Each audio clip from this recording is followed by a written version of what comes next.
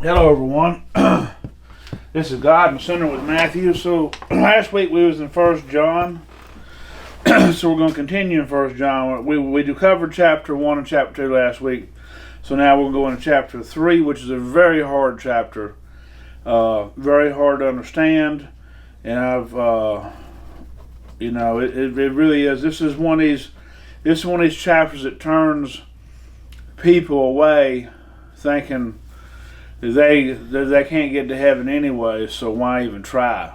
This lesson is a very hard lesson, because some pastors will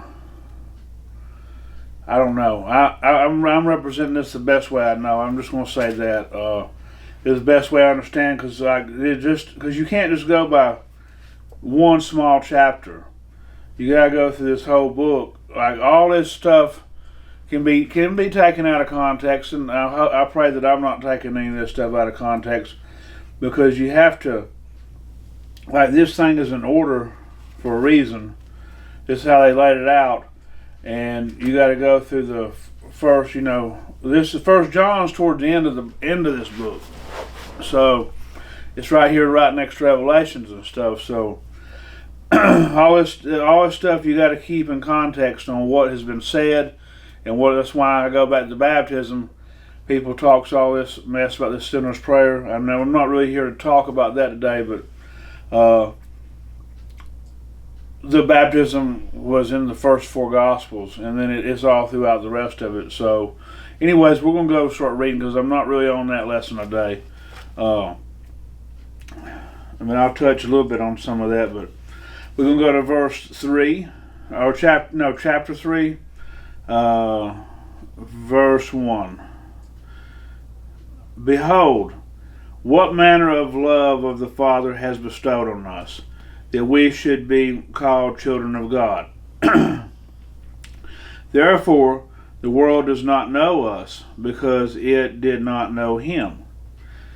Beloved, we are children of God, and it has not yet been revealed what we shall be, but we know that when he is revealed, we shall be like him. For we now listen, this is talking right here now. When he is revealed, we shall be like him, for we shall see him as he is. And everyone who has this hope in him purifies himself just as he is pure. So this is going. I'm backtracking. For us to be adopted into the family of Jesus Christ, God, is to be baptized. So he's talking to people that is already this is already going on, and this thing is God is love. God loved us so much, he manifested himself into a son, which came down and was born of a virgin, and he walked this earth so we could actually see him. Now, we didn't see him, but this is historical, and Jesus is real. It was like my granny was talking to my cousin yesterday. He's an atheist. He's not a bad guy, so I'm not trying to say anything bad about him, but he just, because I love him and everything.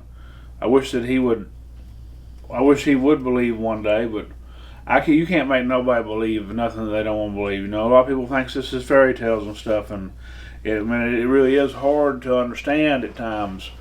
That's why I'm doing what I do, because if I can save one soul from going to hell, then I'm going to do it. Some people just is stubborn, and you can't force this upon him, because Jesus doesn't force this upon anybody. God doesn't. So, anyways, I'm going to go to verse 4. Whoever commits sin also commits lawlessness, and sin is lawlessness. And you know that he was manifested to take away our sin. And in him there is no sin. And in him there is no sin. He's covered our sins. Whoever abides in him does not sin. Whoever sins has neither seen him nor know him.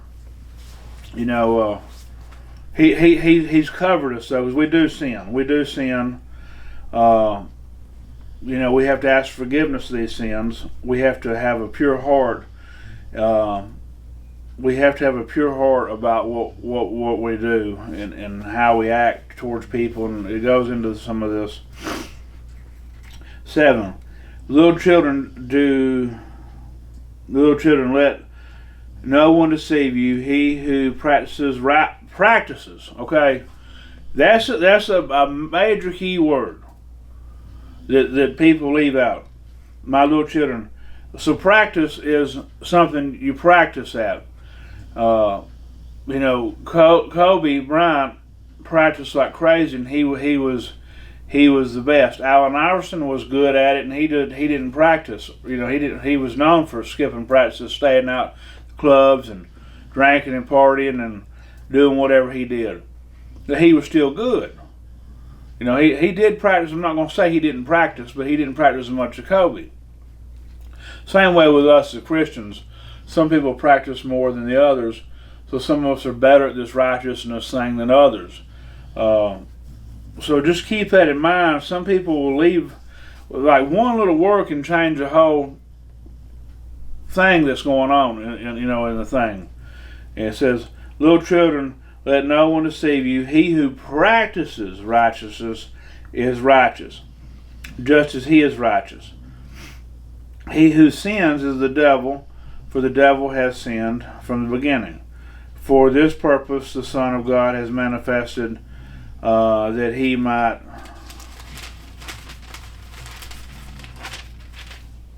destroy the works of the devil. Whoever has been born of God does not sin, for his seed remains in him, and he cannot sin because he has been born of God. So it's saying, you know, so this is where it gets tricky. It is real tricky right here. You know, it says, I'm going to read it again. Little children, let no one deceive you, for he who practices righteousness, that is where I'm getting at, practices righteousness, just as he is righteous. So we got to practice on being the way Jesus is. He who sins is the devil, for the devil has sinned from the beginning. For the purpose of God was manifested that he might destroy the works of the devil. Whoever has been born of God does not sin, for his seed remains in him and cannot sin because he has been born again. So when we actually go to heaven, we go to God as if we know we have never sinned. So we do sin. We don't practice sin, and we're not supposed to practice sin. We're not supposed to wallow in sin. That's something we're not supposed to do. But when we get to heaven, if we did everything we're supposed to do, we've practiced right. We've been baptized.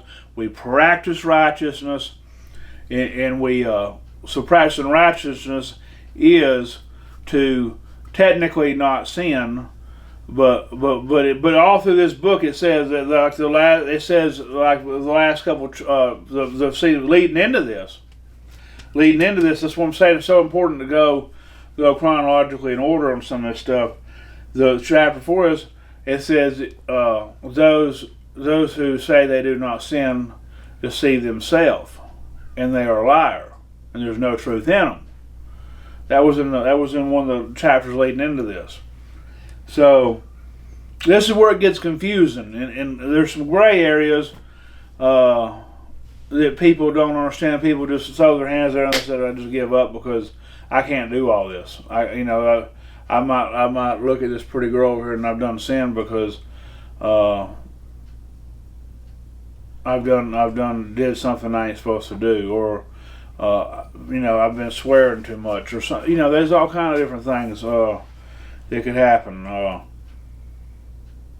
I don't want to get into every little thing, but there is things that go on, and we have to fight sin. We have to practice righteousness. It says for us to practice it. So it depends on where you want to be Kobe, or you want to be the guy that's on the D squad. And some people's going to be Allen Iverson because they're just naturally good at this righteousness. Some of us got, like I said before, all of us got a little bit of evil. Some of us got a little more evil than most people. I got that off a Haystack song, and it really does make sense that some of us does have a lot more evil than most people, but everybody has a little bit of evil. So it's just all about us working and trying not to sin, and trying to practice righteousness. And then if we did do everything we're supposed to do, we've came and pronounced, confess with our mouth and then baptize. It ain't just confess with your mouth, because we have to believe that Jesus, and we have to actually believe it just ain't just you saying something out loud and not believing it.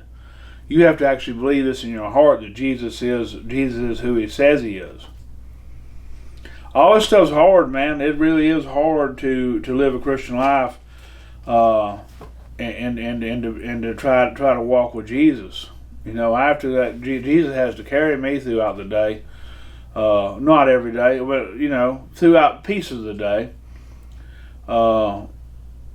as well as anybody else. And like some people just maybe super Christians, and them are the ones that really hurt this deal. They help and they hurt. I don't think they mean to hurt, but when you're pointing your finger, and it says not do that. I mean, so some of these people, I don't know. I'm gonna get off that subject, and we'll go into verse 10. In this, the children of God and the children of the devil are manifest.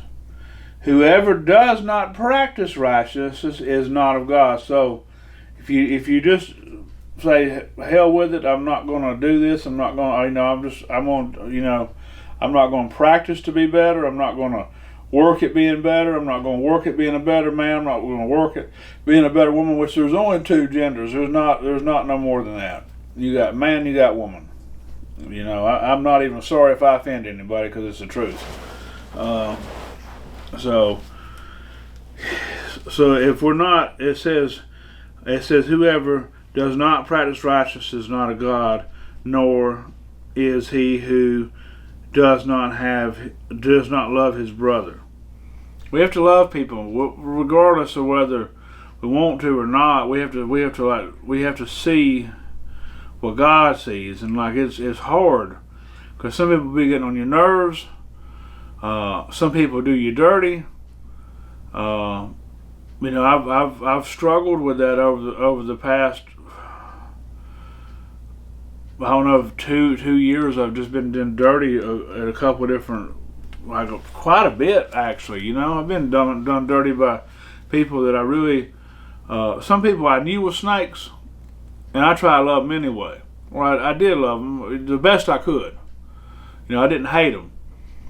I was aware they was a snake, though. I was aware of who they was, because I do have a spirit of discernment. So I knew all this, and I've actually told people ahead of time that this was one of those. One guy, my buddy Leon, said, well, he said, no, Matthew, you're just not stupid. You see stuff that other people don't. You're not really paranoid. You see stuff that a lot of people don't see. So I'm just thankful for God that I do see stuff ahead, and I know when stuff's coming. Most of the time. Now, if I don't know if something's coming. There's a lot of things I don't know is coming, like this health issue. I didn't know it was coming. There's different little things. It's just. But people I can read fairly good. People I can read fairly good. We'll go into verse 16 now. By this we know love. Hold on. No, I skipped over.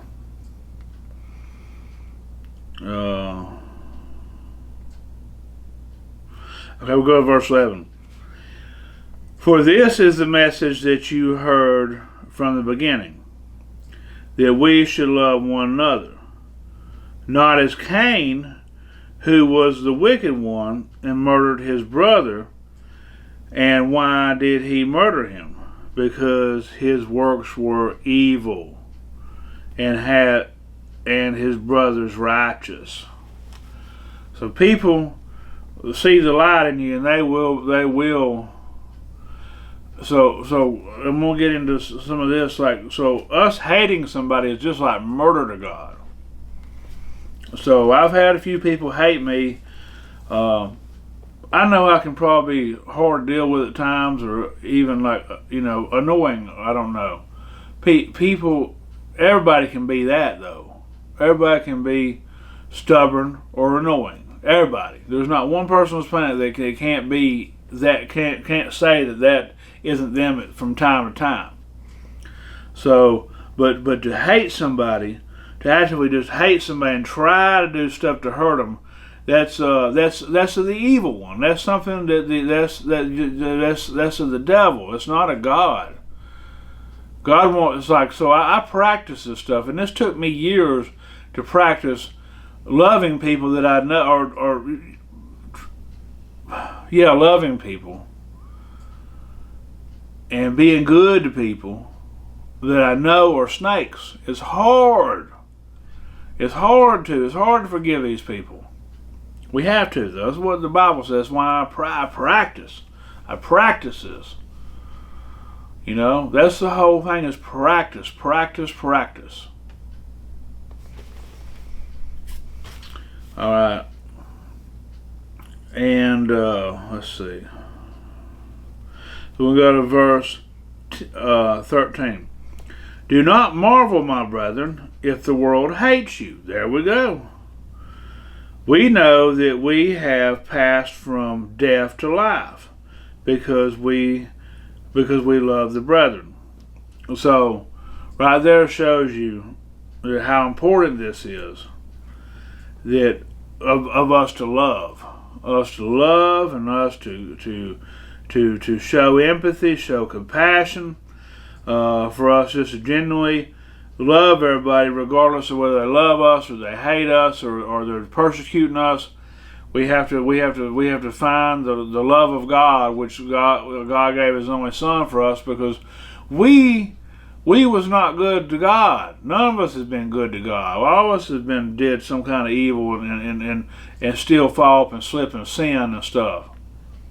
Some of us sin daily, some of us don't. Some sin hourly, some sin minutely.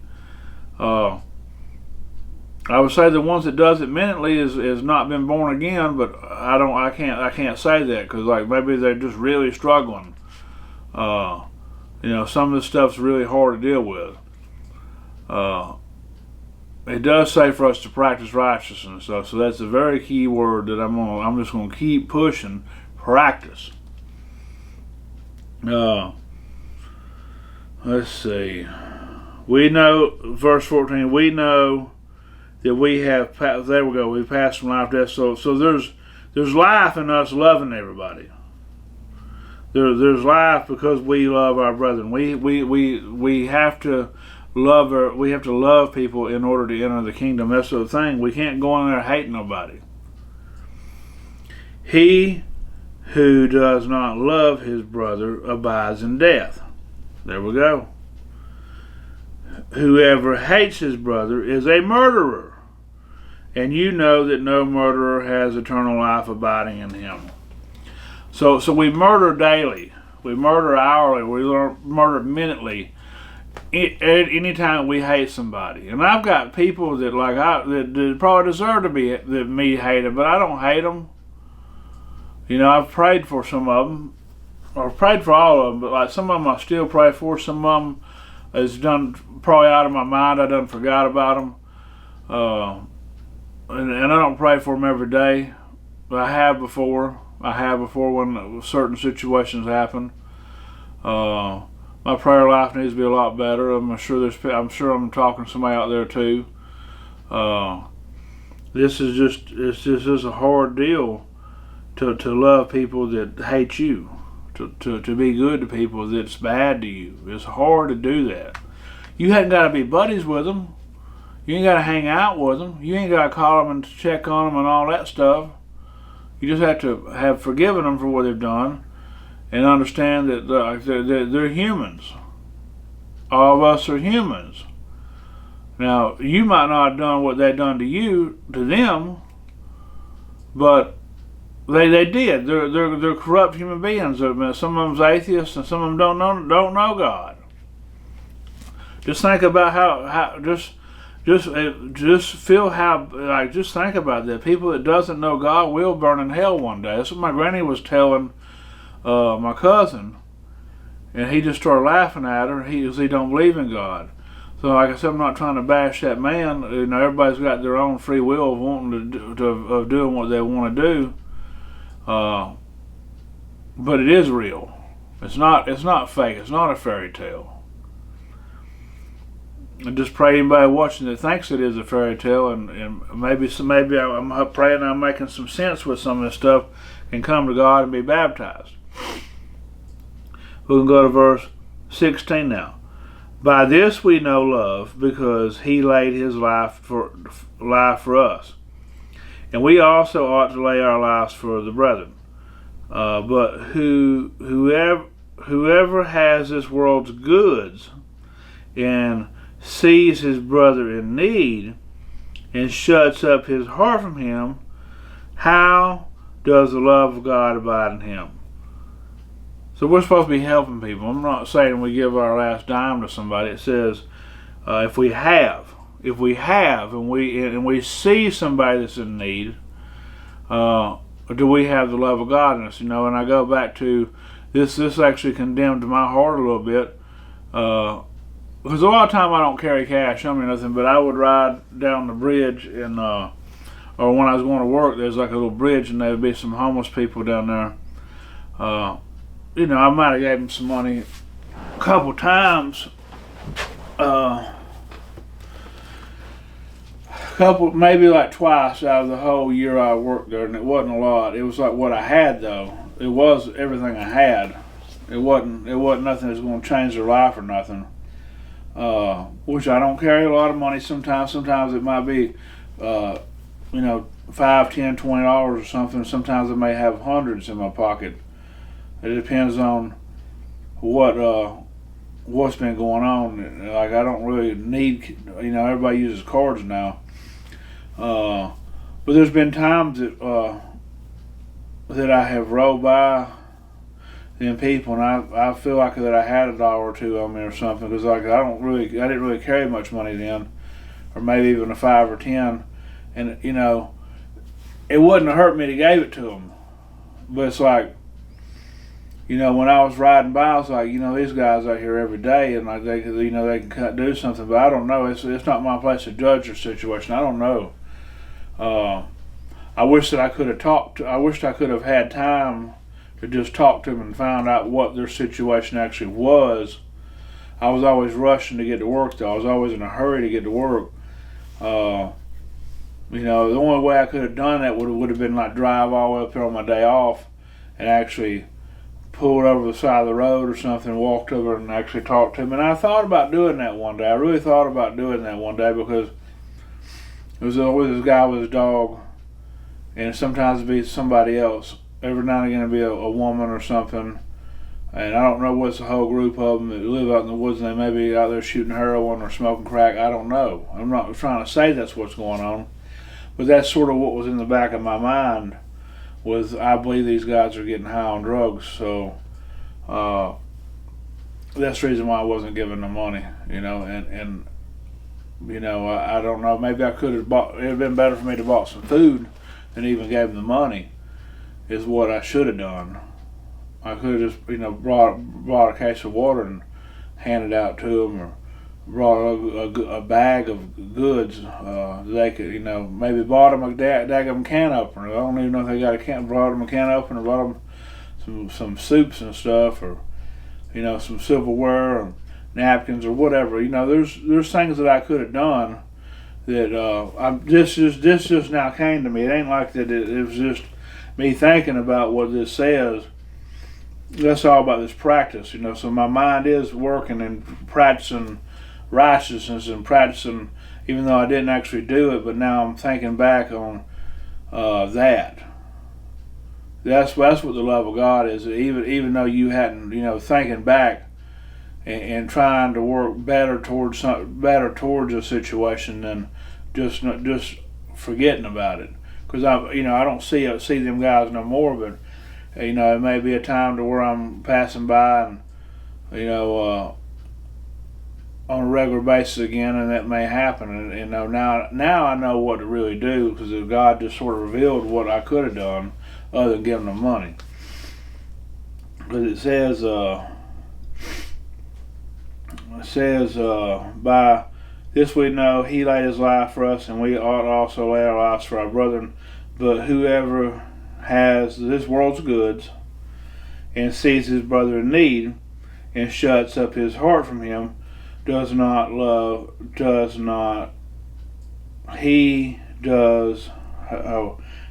love God? How's the love of God abide in him? That's all about practice again.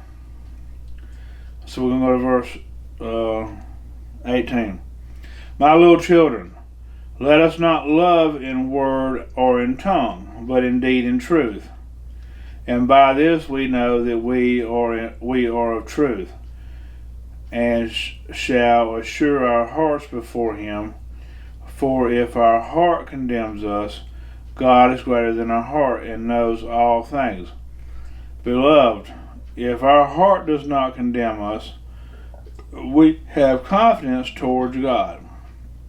And whatever we ask, we receive of Him, because we keep His commandments and do those things that are pleasing in His sight.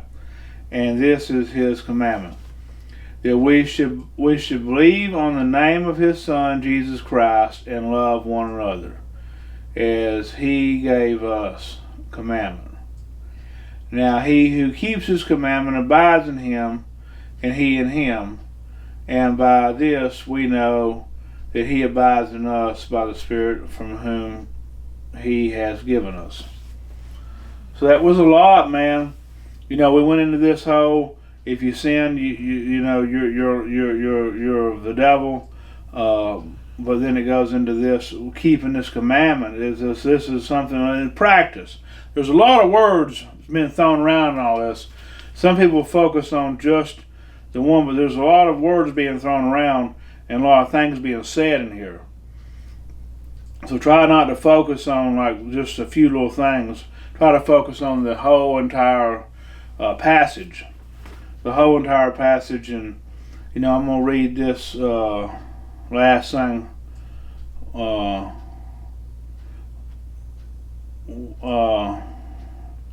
And whatsoever we ask, we will receive of Him, because we keep His commandments and do things that are pleasing in His sight. And in this, His commandment, that we should believe on the name of His Son Jesus Christ. So we have to believe and love one another as He gave us commandments. So the main thing is for us to love one another, practice righteousness, but for all that stuff, we have to be baptized. Try not to sin. Some sin is intentional. Some sin is not intentional. So the intentional sins is the ones that we have to stay clear of. And and it's hard, man. It is very hard on some things to deal with. Like I said, I dealt with drugs and alcohol for many years of my life, and I wanted a way out and couldn't figure a way out. I was stuck, and I'm sure there's some people out there watching right now that has got something going on they're stuck with. It could be drugs and alcohol, it could be lust, it could be they're cheating on their husband or wife. It could be a lot of things that like they're trying to give up, but like they just don't know how, or it's just so hard to overcome. You got to give it to God. That's what it ended up being as easy as me just giving it to God. and me surrendering, and like, there's other things in life that I need to surrender to God and to turn over and pray about, because it's just hard as Christians. You pray for stuff that you seem like it's never going to happen, but it's going to come at the right time. It's going to make sense, I feel like, once it does happen. But it's not about praying for a Ferrari. It's not about praying for a yacht. It's not praying about a mansion. A roof over your head. It's different than that praying for riches and mansions, and having a car that runs, that's reliable. It's different than praying for a daggone Ferrari or a Raptor, a Ford Raptor or something like that. I'm not saying people having things are bad. They found favor some kind of way, whether it's with God or with the devil.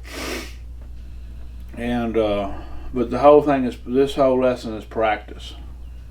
Practice righteousness. Practice righteousness.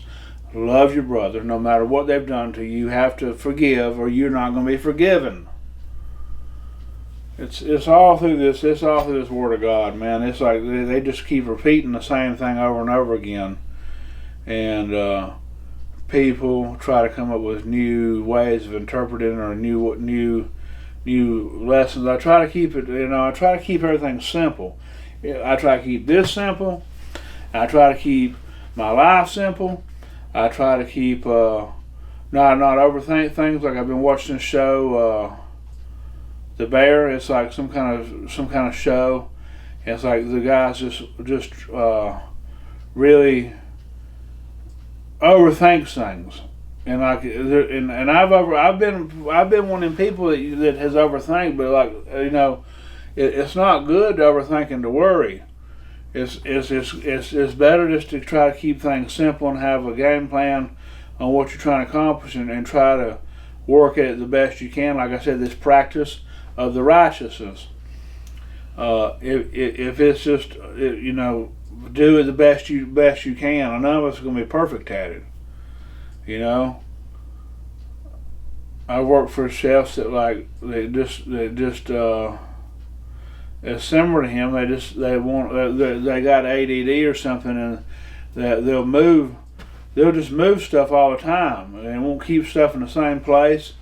They think this is better. Sometimes it is, but once you get it into a place, you don't need to move it again. And same thing with these. I've watched this last guy I worked for. I'm not gonna mention his name, but I watched him just fiddle and mess with this daggone barbecue sauce, this cherry barbecue sauce, and overthinking it. It was really simple, and he turned something that was very simple into something very hard by just overthinking the daggone thing. Wanted to do too much, and it really wasn't even that good. It wasn't even good at the end. And it took a long time. It took 2 hours of messing with this, just for it not to even be that good. Don't overthink things. Trust in God and practice righteousness. And that's going to be the end of the lesson. I love each and every one of y'all, and I pray that y'all got something out of this. I know I did. Until next week, if you like what you've seen, like, share, subscribe. Y'all have a blessed Sunday.